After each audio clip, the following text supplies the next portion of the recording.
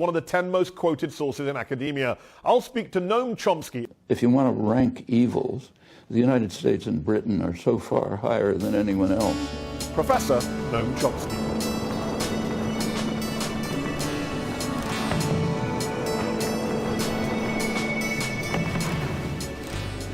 The American invasion of Vietnam had marked the last stage of the longest war this century, a war in which the greatest tonnage of bombs in history was dropped, in which more than 2 million Vietnamese were killed and a bountiful land devastated. The Vietnam War actually began for the United States in 1950, and from 1954 to 1960, the U.S. had a kind of a Latin American-style terror regime in place. According to American sources, there were maybe 9,000 or 10,000 village officials of one sort or another killed by the Viet Cong, largely with the support of the villages. But at the same time, recall that there were perhaps 160,000 Vietnamese, if we accept Bernard Fall's figures again, killed by the Saigon government and the Americans. This is prior to 1965. One would have to point out that the terror carried out by the Saigon government is incredibly greater in extent. When Kennedy took over, they escalated it to, pretty soon it became a direct U.S. attack. It was in response to the American military effort that the Viet Cong turned from their attempt to build mass popular support. They turned from that to physical force in reaction to the American intervention. America cast Vietnam as part of a Chinese-led communist conspiracy, and on the basis of this mockery of the truth, began 30 years of war. The official reason given for intervention in Vietnam, well, there were several, and they kept changing, but one of them was that it was to stop Chinese expansionism into the Indo-Chinese Peninsula. That's now considered so ridiculous, and it's so self-evidently untrue.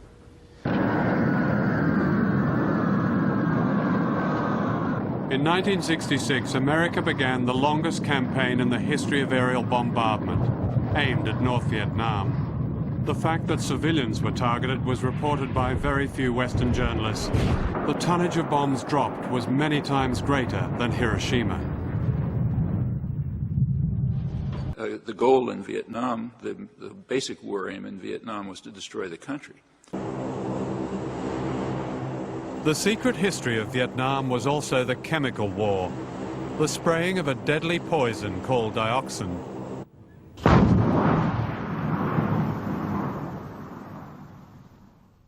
Kissinger's actions in Cambodia, when the United States bombed that country, overthrew Prince Sihanouk, created the instability for Pol Pot and the Khmer Rouge to come in. President Nixon and Mr. Kissinger unleashed 100,000 tons of bombs, the equivalent of 5 Hiroshimas. Illegally and secretly, they bombed Cambodia, a neutral country, back to the Stone Age. The U.S. secretly bombs Cambodia, sweeping all the way to the Thai border and killing hundreds of thousands of civilians. There is absolutely no doubt that the bombing of Cambodia by the United States inflicted severe damage on the country, that these were often bombings at very high altitude without much intelligence about any specific targets, and many civilians suffered. This was, almost all of the experts say, a huge boon to the Khmer Rouge in their recruitment. The CIA estimates about 600,000 killed during that 5-year period, which is mostly either U.S. bombing or a U.S.-sponsored war. So that's pretty significant killing.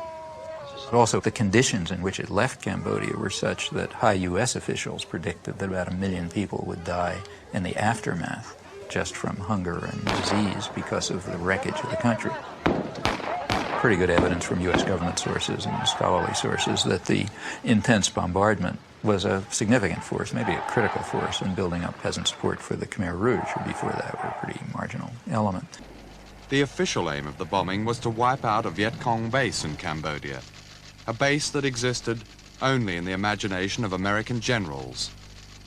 Orders from probably half-drunk Richard Nixon to the U.S. Army and Air Force referring to Cambodia, and the orders were anything that flies against anything that moves in rural Cambodia.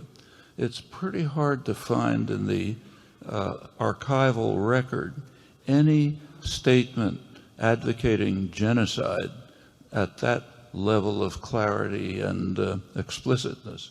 And those orders were carried out with horrendous effect. In 1970, the United States invaded Cambodia. Out of the inferno of bombs came Pol Pot, a former Buddhist monk, and the Khmer Rouge, whose revolution had never enjoyed a popular base until Nixon's madman theory of war.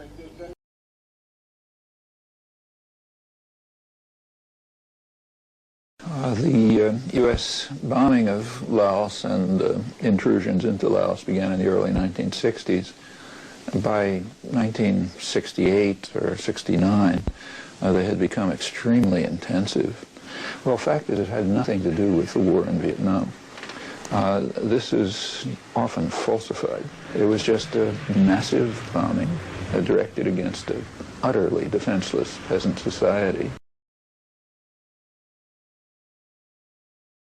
In October 1965, the pro-American General Suharto took charge, and he launched a bloodbath of which the Nazis would have been proud.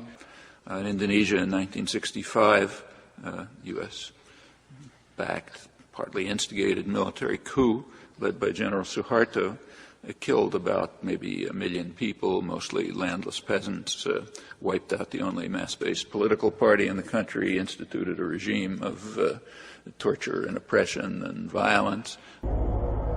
For Western business, it was the start of the gold rush, which later became known as globalization. No one mentioned the killing of 1 million people.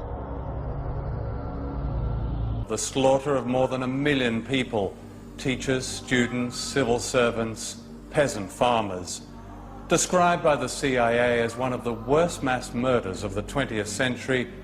The origins of this terrible episode have been covered in mystery.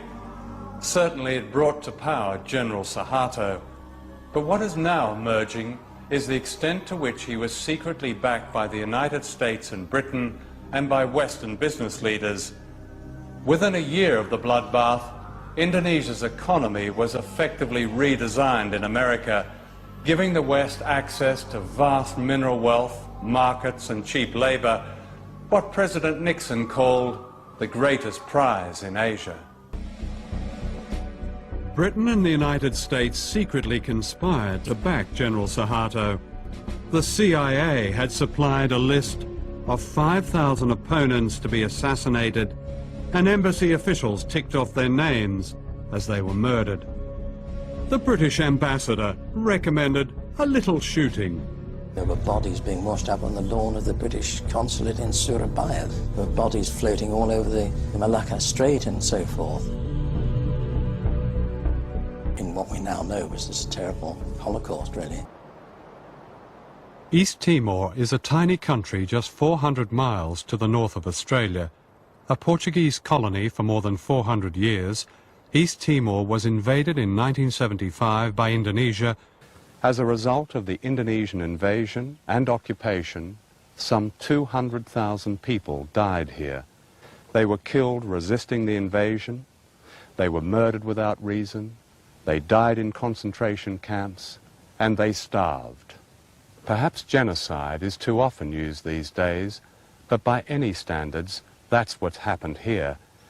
And it happened mostly beyond the reach of the TV camera and the satellite dish, and with the connivance and complicity of Western governments. Where? East Timor? Nope. No, Well, it happens that right at that time there was another atrocity, very similar in character, but differing in one respect. We were responsible for it, not Pol Pot. By December 1975, the countdown to the invasion of East Timor was in its final stages. President Gerald Ford and his Secretary of State Henry Kissinger arrived in Indonesia on December the 5th, on a visit described by a State Department official as the Big Wink. You can be 100% certain that Suharto was explicitly given the green light to do what he did.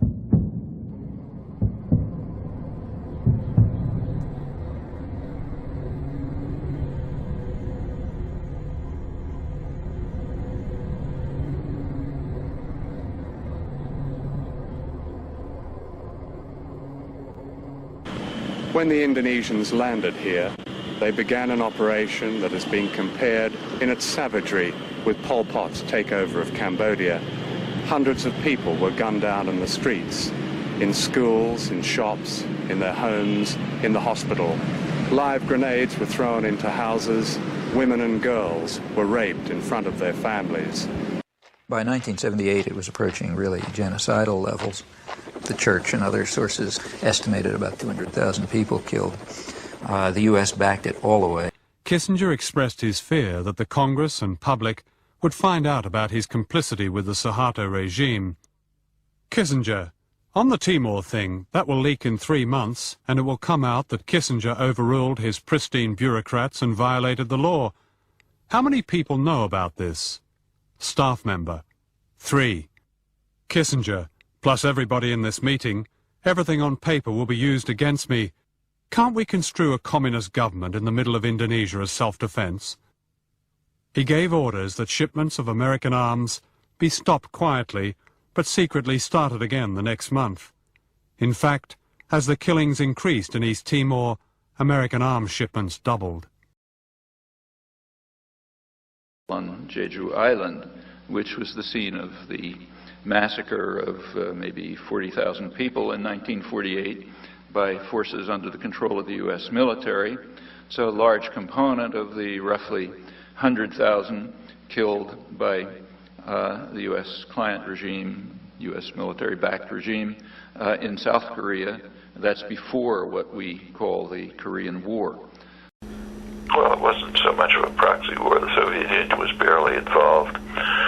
Stalin did give a green light for the North Korean invasion. Right. But it's worth remembering that in 1945, Koreans were liberated from Japanese rule, and they wanted to be unified. There was overwhelming support for unification in Korea. The U.S. installed a pretty harsh dictatorship in the South and maintained a huge military presence. It refused to tolerate any talk about unification.